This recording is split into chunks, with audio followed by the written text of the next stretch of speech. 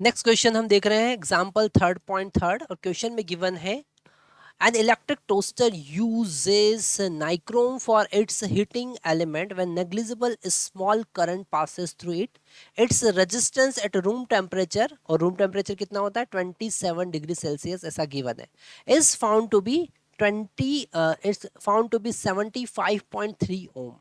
When toaster is connected to a 230 volt supply, the current settles after a few seconds. A steady current of 2.68 ampere. Steady value of current is 2.68 ampere. What is the steady temperature of nichrome element? और उसका temperature resistance coefficient जो है वो है 1.7 into 10⁻⁻⁴ पर degree Celsius. तो यहाँ पर आपको याद रखना है कि अगर किसी एलिमेंट किसी कंडक्टर का रेजिस्टेंस इंक्रीज होता है टेम्परेचर इंक्रीमेंट पर, है ना। तो जो इंक्रीमेंट इन रेजिस्टेंस है is directly proportional to increment in temperature, okay, and it is also directly proportional to the value of initial resistance. R naught पे डिपेंड करता है, जितना बड़ा वैल्यू होगा उतना ज़्यादा इंक्रीमेंट होगा। जब हम इन सारी चीज़ों को कंबाइन करते हैं तो हमारे पास में आता है R delta R, that is the increment in resistance is equal to R naught into alpha delta T, और ये जो अल्फा है इसे हम कहेंगे temperature coefficient of resistance, okay.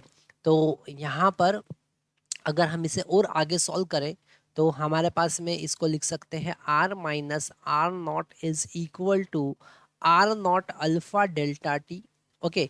इसे आगे सॉल्व करेंगे तो R is equal to R naught plus R naught into alpha delta T हम लिख सकते हैं, है ना। इसको नेगेटिव को इधर लाएंगे पॉजिटिव हो जाएगा, और यहाँ पर आर नॉट को अगर हम कॉमन लेते हैं तो 1 प्लस अल्फा डेल्टा टी हमको मिलेगा, और यहाँ से हमको इस डेल्टा टी का वैल्यू ही फाइंड करना है। आर का वैल्यू अगर हम फाइनल रेजिस्टेंस देखें तो यहाँ पर अप्लाइड पोटेंशियल और करंट की हेल्प से हम वैल्यू निकाल सकते हैं। मतलब यहाँ पर हमको ओम्स लॉ लगाना पड़ेगा। क्या लगाना पड़ेगा? ओम्स लॉ लगाना पड़ेगा। तो अगर हम ओम्स लॉ की हेल्प से देखें तो ओम्स लॉ कहता है I is equal to V is equal to I R होता है, V is equal to I R होता है। तो यहाँ से आर का वैल्यू हम निकाल सकते हैं वी बाई आई, है ना, जो फाइनल रेजिस्टेंस होगा। तो वी का वैल्यू 220 डिवाइडेड बाय आई का वैल्यू 2.68, है ना। इसे जब कैलकुलेट करेंगे तो हमारे पास में आएगा 85.5 ओम, है ना।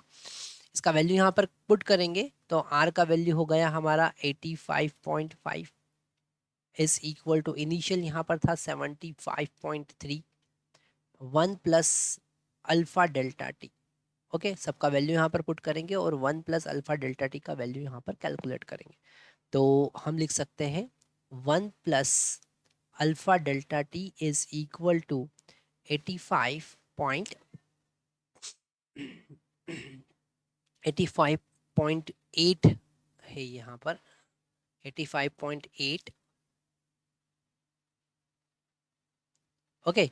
तो 85.8 डिवाइडेड बाय 75.3, और इसे हम कैलकुलेट करेंगे तो यहाँ पर डेल्टा टी मतलब कि T minus T naught is equal to हमको मिलने वाला है 820, ओके। कितना मिलेगा इसे कैलकुलेट करने के बाद? 820 मिलेगा। तो टी का वैल्यू हो जाएगा 8, और यहाँ पर -27 लिखेंगे, है ना। रूम टेम्परेचर 27 था, इज इक्वल टू 820, तो टेम्परेचर होगा 847 डिग्री सेल्सियस, ओके। तो आप ऐसे कॉन्सेप्ट लगाकर क्वेश्चन को सॉल्व कर सकते हैं। यहाँ पर कैलकुलेशन थोड़ा सा आपको ध्यान से देखना है, कॉन्सेप्ट यहाँ पर हम प्रॉपरली एक्सप्लेन कर रहे हैं।